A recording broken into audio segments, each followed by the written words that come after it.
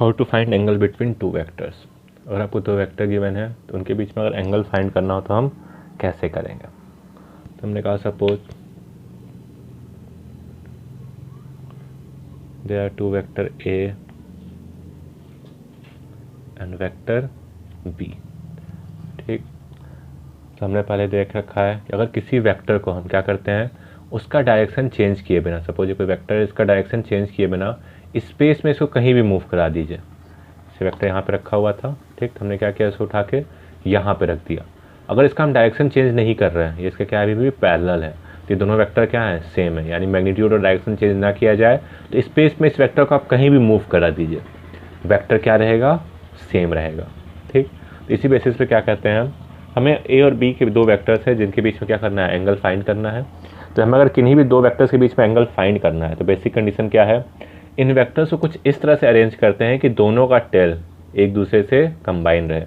दोनों का टेल जब एक दूसरे से कंबाइन रहेगा उस कंडीशन में हम क्या करेंगे, बी को पैरेलली शिफ्ट कर देंगे ए के ऊपर, यानी ये वेक्टर ए है, बी को हमने शिफ्ट करके यहाँ पर रख दिया कुछ इस तरह से। तो इस कंडीशन में तो इन दोनों के टेल के कंबाइन करने पे जो ये एंगल फॉर्म होता है, इसी को क्या कहते हैं हम, एंगल बिटवीन टू वेक्टर्स।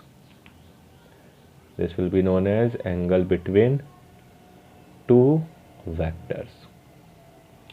ठीक, तो जब दो वेक्टर का टेल एक दूसरे से कंबाइन हो उस समय जो इनके बीच में एंगल फॉर्म होता है उसे क्या कहते हैं हम, एंगल बिटवीन टू वेक्टर्स। अब मान लीजिए कुछ डिफरेंट केसेस में हमें एंगल निकालने को कहा जाए दो वेक्टर्स के बीच में,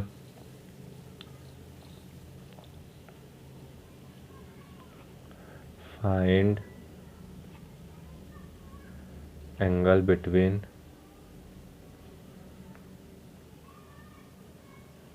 टू वेक्टर्स। ठीक, मैं आपको कुछ कंडीशन हमें गिवन है। सबसे पहले कंडीशन लेते हैं हम,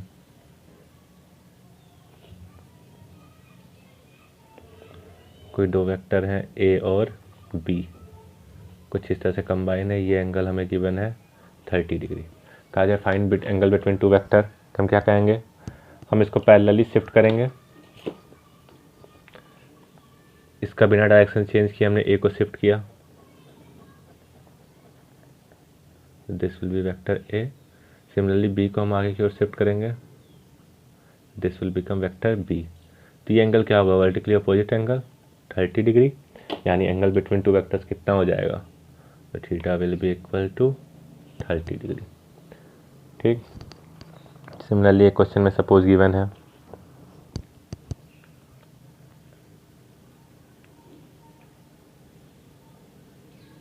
ये दो वेक्टर्स हैं, ये एंगल 120 डिग्री है, वेक्टर ए और वेक्टर बी। अब angle between two vector find करना है तो हम कुछ इस तरह शिफ्ट करेंगे, क्या हो जाए, एक दूसरे के हेड टेल पे लाई करने लगे, तो ए वेक्टर को हमने आगे प्रोड्यूस कर दिया, तो ये पूरा 120 है, ये पूरा क्या होना चाहिए 180, यानी ये वाला एंगल कितना आ जाएगा 60 डिग्री। अब इस इंस्टेंट पे दोनों का टेल कंबाइन है, एंगल बिटवीन टू वेक्टर क्या हो जाएगा, theta will be equal to 60 degree. ठीक, एग्जाम्पल और लेते हैं, कहा जाए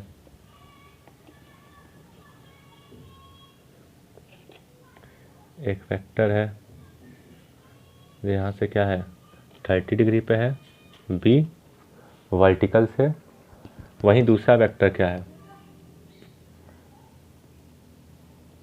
हॉरिजॉन्टल से 30 डिग्री पे है। तब एंगल बिटवीन टू वेक्टर क्या होगा, तो हम क्या कहेंगे, ये वेक्टर बी है,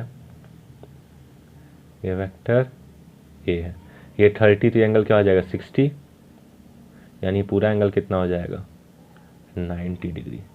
angle between two vector will be equal to 90 degree. तो किसी भी केस में आपको angle between two vector find करना है तो सिंपली क्या करेंगे, हम वेक्टर्स को कुछ इस तरह से आप अरेंज करेंगे कि दोनों का टेल एक दूसरे से कंबाइन हो, उस इंस्टेंट पे इनके बीच में जो एंगल बन रहा होगा वही क्या होगा, एंगल बिटवीन टू वेक्टर। ठीक,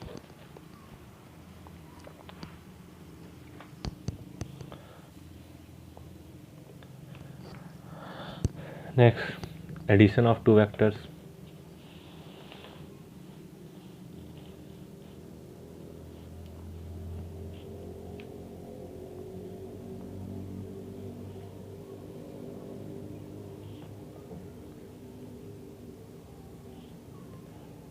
एडिशन ऑफ टू वेक्टर, हमें किन्हीं भी दो वेक्टर का एडिशन निकालना है।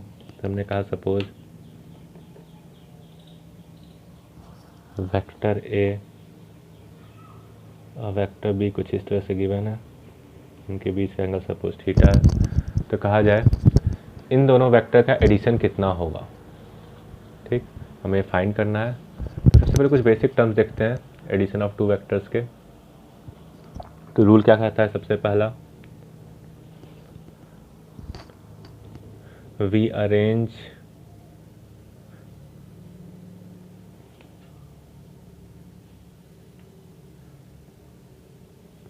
two vectors such that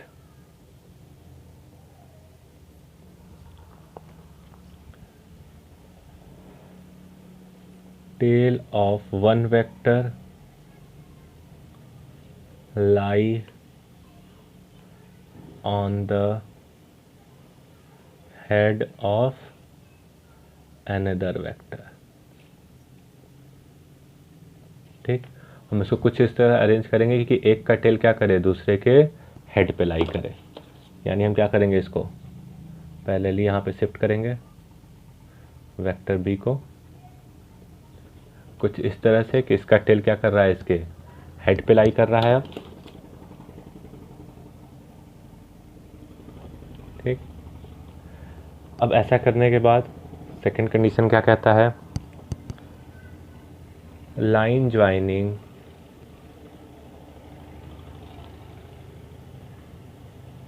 tail of first vector and head of second vector will gives the resultant of two vector।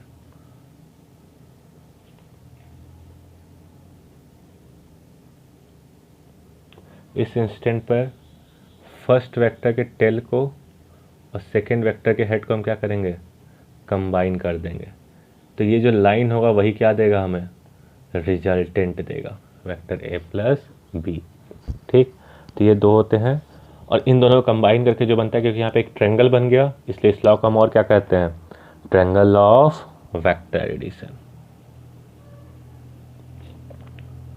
तो this law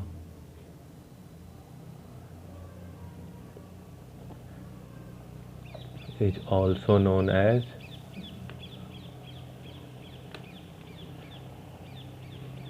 triangle law of vector addition।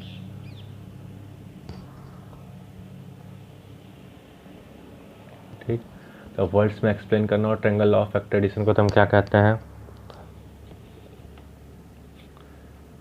If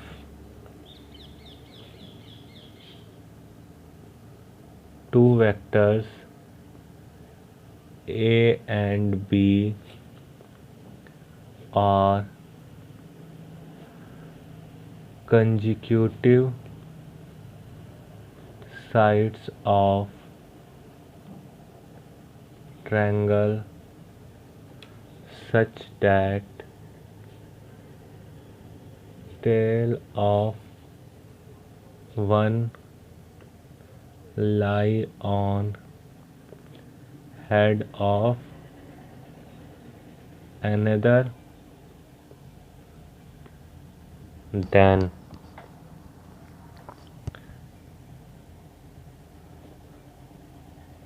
the third side of triangle will gives the resultant of two vectors। ठीक, अब यहाँ पे ध्यान रखेंगे हम, ये law define क्या कर रहा है कि ट्रायंगल इस तरह से फॉर्म हो दो वेक्टर्स का, ताकि एक का टेल दूसरे के हेड पे लाई कर रहा हो, तब जो third side of the triangle होगा वो हमें क्या देगा, रिजल्टेंट देगा। अगर ऐसा नहीं है, यानी आपको सपोज दो वेक्टर्स ऐसे रखे हुए हैं, ठीक, तो इस इंस्टेंट पे जो थर्ड साइड हो जाए, ये वेक्टर ए है या वेक्टर बी है, तो ये रिजल्टेंट नहीं होगा, ठीक, यानी इसकी वैल्यू ए प्लस बी के बराबर नहीं होगी। तो ये तरीका नहीं है ए और बी के सम को डिनोट करने का। कब डिनोट किया जाएगा, जब ए और बी कुछ इस तरह से अरेंज हो कि एक का टेल दूसरे के हेड पर लाई कर रहा हो, तब जो थर्ड साइड होगा वो क्या देगा, हमें रिजल्टेंट देगा, ठीक। तो ग्राफिकल रिप्रेजेंटेशन देखते हैं कुछ।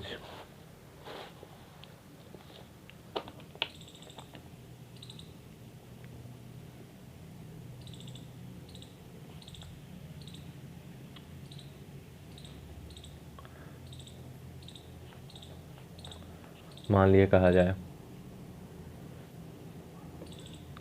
एक एरोप्लेन है, टूवर्ड्स नॉर्थ मूव कर रहा है वी ए वेलोसिटी से, ठीक, और विंड की वेलोसिटी इस डायरेक्शन में है, ईस्ट के टूवर्ड्स, ठीक, ये इस डायरेक्शन में मूव कर रहा है।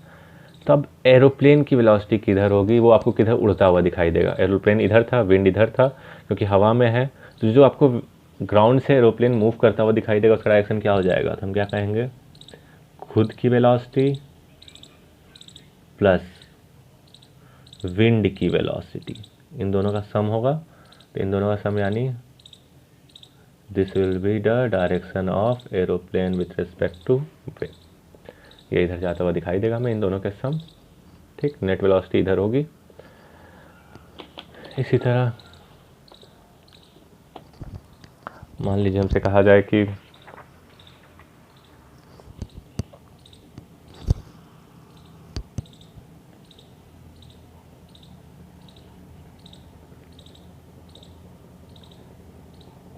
ए इधर जा रहा है, वेक्टर ए इस डायरेक्शन में है, और वहीं वेक्टर बी क्या है हमारा, इस डायरेक्शन में है। तो ए प्लस बी का डायरेक्शन हमसे पूछ रहा है। तो दो तरीके हैं, हम क्या कर सकते हैं, या तो ए को शिफ्ट करें बी के ऊपर या बी को शिफ्ट करें ए के ऊपर। जैसे इसको यहाँ पे शिफ्ट करेंगे तो बी क्या हो जाएगा, कुछ इस डायरेक्शन में होगा ऐसे, तो रिजल्टेंट क्या हो जाएगा हमारा, this will be the resultant. अब चाहते तो ए को भी शिफ्ट कर सकते थे, जब ए को शिफ्ट करेंगे तो क्या होगा, यानी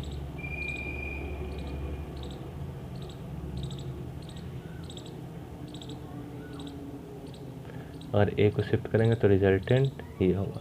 इन दोनों केस में रिजल्टेंट क्या है, पैरेलल है, डायरेक्शन भी क्या है, सेम है। तो फर्क नहीं करते हैं कि आप बी को ए के ऊपर शिफ्ट कर रहे हैं कि ए को बी के ऊपर शिफ्ट कर रहे हैं। फॉर एग्जांपल देख लेते हैं ऐसे,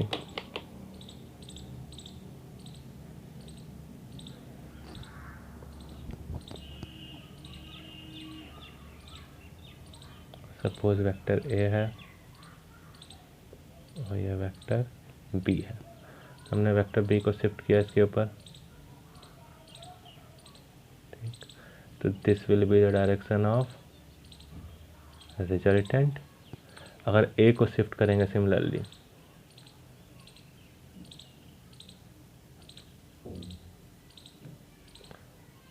तो बी क्या होगा, ये रिजल्टेंट का डायरेक्शन होगा।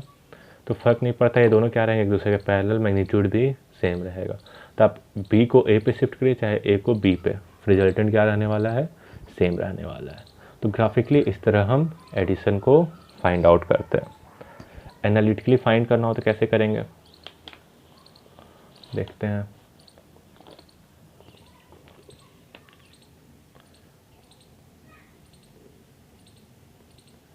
एनालिटिकल रिप्रेजेंटेशन ऑफ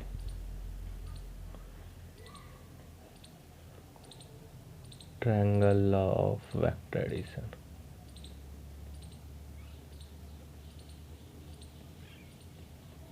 ठीक, हमने कहा दो वेक्टर्स हैं, वेक्टर ए जिसका मैग्नीट्यूड हमने स्मॉल ए मान लिया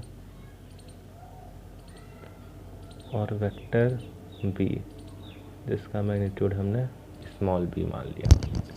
ठीक, अब इन दोनों का एडिशन निकालना है। हम क्या कहेंगे, बी को हम पैरेलली शिफ्ट करेंगे यहाँ पे,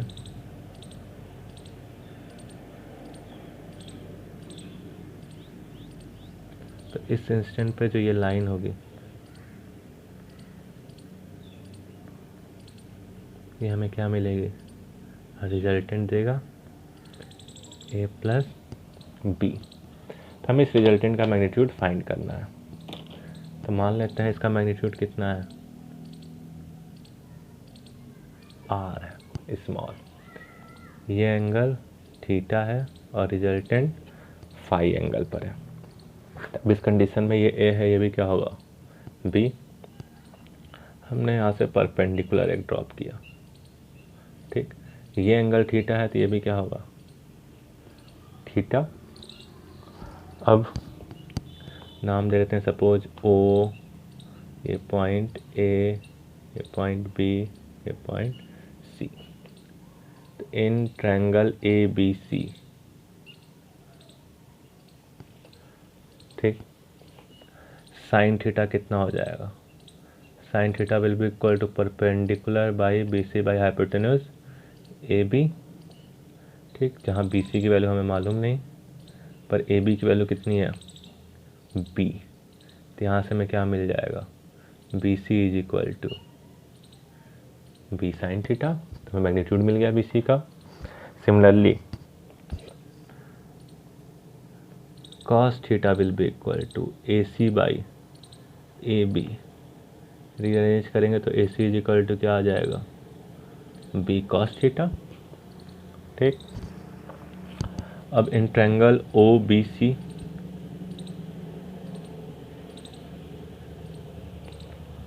इन ट्रायंगल ओ बी सी ये एक राइट एंगल ट्रायंगल है, तो हम क्या कहेंगे O B square will be equal to O C square plus B C square by Pythagoras theorem.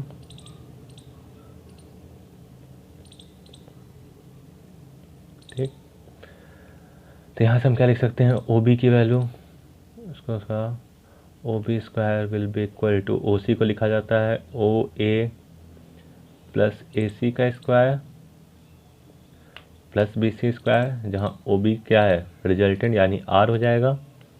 तो R square will be equal to O A, इसका magnitude A plus A C यानी B cos theta का square plus B C कितना है हमारा B sine theta का square.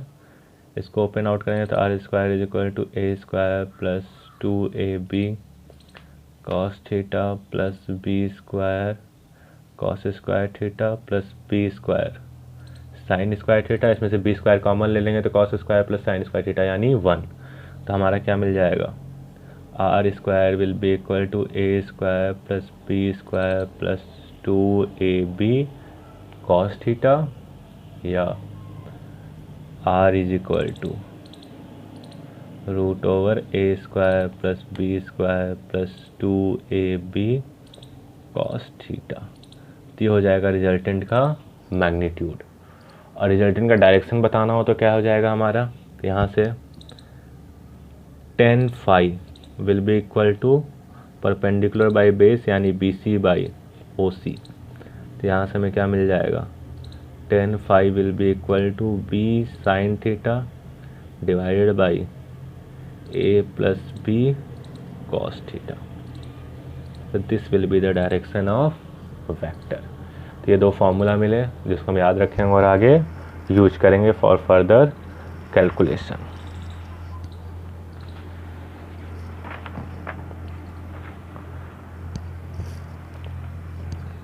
अब जो रिजल्ट आया उसको हम थोड़ा सा स्टडी कर सकते हैं।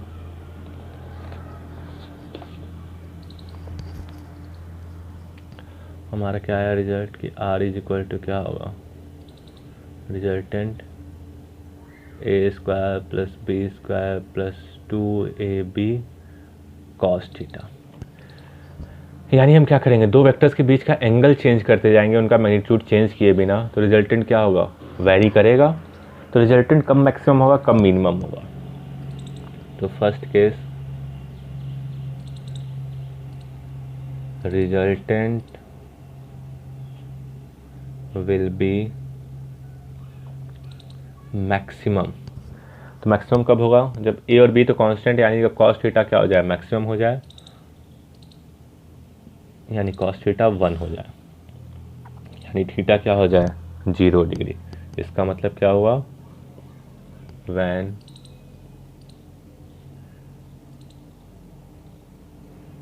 To vectors are parallel to each other, ठीक, यानी R max is equal to क्या हो जाएगा, R max will be equal to root over A square plus B square plus 2ab, यानी R max is equal to A plus B, ठीक। तो ये इसकी क्या हो जाएगी, मैक्सिमम वैल्यू।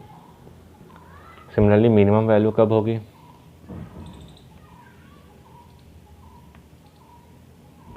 तो रिजल्टेंट विल बी मिनिमम जब कॉस थीटा क्या हो जाए, -1 मिनिमम हो जाए, यानी theta is equal to pi, यानी क्या है, when two vectors are anti parallel to each other.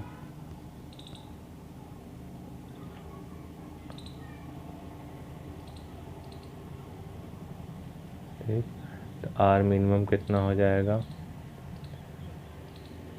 A square plus B square minus 2ab, यानी R minimum will be equal to A minus B या B minus A, दोनों कह सकते हैं, depending on कौन सा ज़्यादा हो, इसलिए मॉड हमने यहाँ पे लगा दिया, हमें मैग्नीट्यूड से मतलब है, ठीक। और यहीं पे दो वेक्टर जब एक दूसरे से परपेंडिकुलर हो जाए तब क्या होगा, third case when two vectors are perpendicular to each other, यानी थीटा इज इक्वल टू क्या हो जाए, π/2, तब फॉर्मूला क्या हो जाएगा, R will be equal to A square plus B square plus 2ab cos π/2। हमें मालूम है कॉस π/2 0 होता है, यानी आर इज इक्वल टू क्या हो जाएगा, root over A square plus B square. और डायरेक्टली यहीं से क्या कर सकते हैं, आपका डायरेक्शन क्या हो जाएगा, तो tan phi is equal to B sine theta, यानी B sine π/2 1 divide by A plus B cos theta, तो क्या हो जाएगा 0, तो this will be equal to B by A, ठीक। तो इस तरह आप डिफरेंट केसेस में रिजल्टेंट निकाल सकते हैं। अब कुछ एग्जांपल्स देखते हैं इसके ऊपर।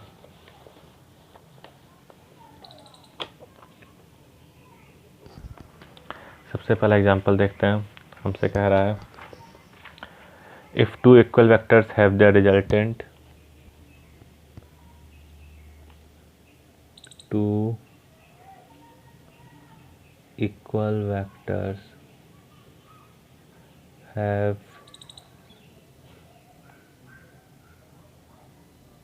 their resultant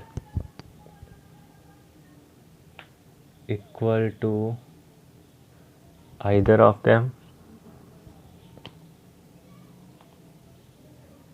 at what angle they are inclined, ठीक। तो इस कंडीशन में हम क्या कहेंगे, हमें गिवन है mod of vector A will be equal to mod of vector B will be equal to resultant, ये तीनों क्या है, सेम। मान लेते हैं कि कितना है, x है। तो according to definition r is equal to √a² plus b² plus 2ab cos theta, सबकी वैल्यू रख देते हैं। तो x² is equal to x² plus x² plus 2x² cos theta. x² common लेंगे, कैंसिल आउट, तो 1 इज इक्वल टू कितना हो जाएगा, 2 प्लस 2 cos थीटा। रीअरेंज करेंगे तो हमें क्या मिल जाएगा, 2 cos theta is equal to -1, यानी हमें क्या मिल जाएगा, cos theta is equal to -1/2, यानी थीटा इज इक्वल टू कितना आ जाएगा, 120 डिग्री। ठीक, तो यानी दो वेक्टर्स जो इक्वल वेक्टर्स हैं उनका रिजल्टेंट भी कब इक्वल होगा, जब दोनों एक दूसरे से 120 डिग्री पे हों। तो रिजल्टेंट आप ये याद रख सकते हैं नोट करके, 2 equal vectors will have resultant equal to them if they are inclined at 120 degree. Second question देखते हैं, कह रहा है 2 forces have their magnitude in ratio 3:5 gives resultant of 28 Newton if angle of inclination is 60 degree, find magnitude of them, find magnitude of them। तो दोनों का magnitude कितना होगा देखते हैं। हमने कहा लेट, अगर वेक्टर a 3x है तो वेक्टर b कितना हो जाएगा, 5x, ताकि इनका रेशियो क्या रहे, 3:5। रिजल्टेंट हमें गिवन है, रिजल्टेंट कितना है, 28। तो अकॉर्डिंग टू डिफिनेशन हम क्या कहेंगे, 28 will be equal to √3x² यानी 9x² प्लस 5x² यानी 25x² प्लस 2ab यानी 30x² इंटू cos 60 डिग्री। तो कितना आ जाएगा, 28 इज इक्वल टू 1/2 यानी 15 हो जाएगा आपका 49x²। तो यहाँ से हमें क्या मिल जाएगा, 7x इज इक्वल टू 28 यानी x इज इक्वल टू 4। तो आंसर कितना आ जाएगा, 3 × 4 12 न्यूटन एंड 5 × 4 यानी 20 न्यूटन। तो this will be the answer. ठीक,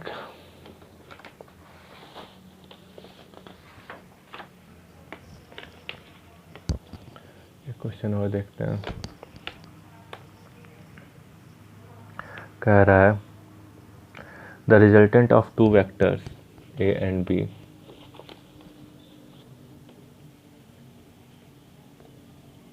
the resultant of two vector a and b are perpendicular to vector a,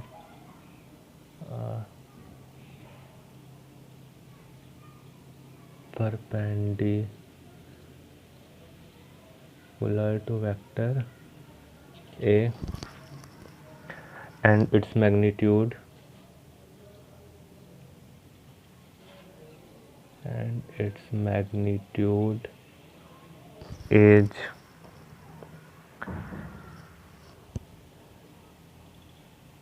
equal to half of vector B. Find angle between A and B. Find angle between A and B.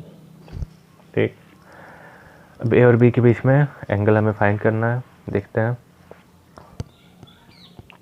तो हमसे कहा कि दो vector है, vector a और vector b. तो हमें मालूम है रिजल्टेंट हमें ए और बी के बीच में हमेशा रहता है, क्योंकि रिजल्टेंट ए के परपेंडिकुलर है। अगर ये हमारा रिजल्टेंट है, इसका मतलब वेक्टर बी जरूर किधर होगा, ऑब्ट्यूज एंगल पे होगा यहाँ से। ठीक, तो हमसे कह रहा है इन दोनों का सम क्या है, आर के बराबर है। तो ये एंगल यहाँ से 90 डिग्री है।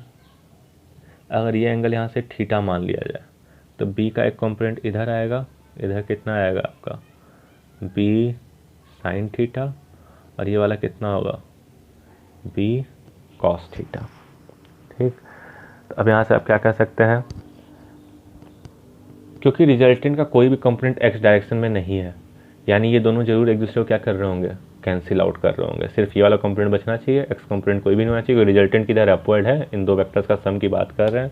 तो आप क्या कहेंगे, ए जरूर किसके बराबर होगा, बी साइन थीटा के बराबर होगा। वहीं रिजल्टेंट किसके बराबर होगा, बी कॉस थीटा के बराबर होगा। और हमें मालूम है रिजल्टेंट है कितना, b के मैग्नीट्यूड का हाफ। यहाँ से क्या आ जाएगा, b/2 will be equal to B cos theta, यानी कॉस थीटा कितना आ गया 1/2। तो theta is equal to 60 degree. ठीक, तो आंसर कितना हो जाएगा, एंगल बिटवीन टू वेक्टर्स की बात की जा रहा है, यानी 60 + 90 यानी 150 degree. This will be the answer. अगर ये नहीं समझ में आया तो आप दूसरे तरीके से भी जा सकते हैं। हम क्या कहेंगे, हमें 10 फाई की वैल्यू गिवन है, कितना है फाई की वैल्यू π/2। ठीक, तो हमें मालूम है 10 फाई इक्वल टू क्या होता है B sine theta divide by A plus B cos theta. क्योंकि 10 फाई क्या होता है, π/2 रखेंगे तो इन्फिनिटी कब होगा, जब ये वाला टर्म क्या हो जाए 0 हो जाए। तो for this to be infinity हम क्या कहेंगे, A plus B cos theta should be equal to 0, यानी B cos theta is equal to कितना हो जाएगा -a। ठीक, दूसरा रिजल्टेंट वाला इक्वेशन हम यूज कर लेंगे। वहाँ से क्या मिलेगा हमें,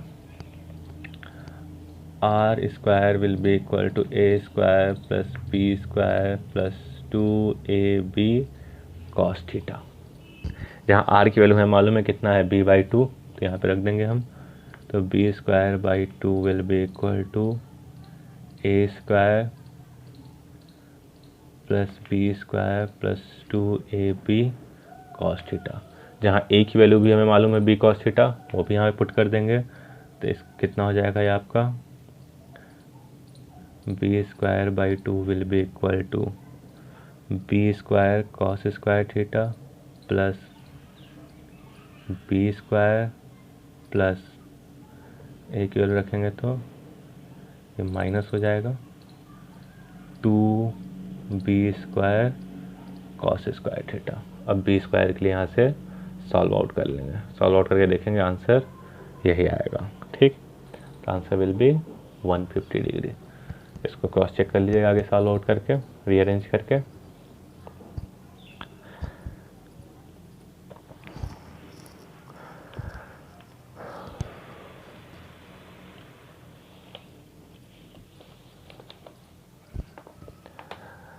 तो आगे फर्दर आप नेक्स्ट क्लास में देखेंगे इसके।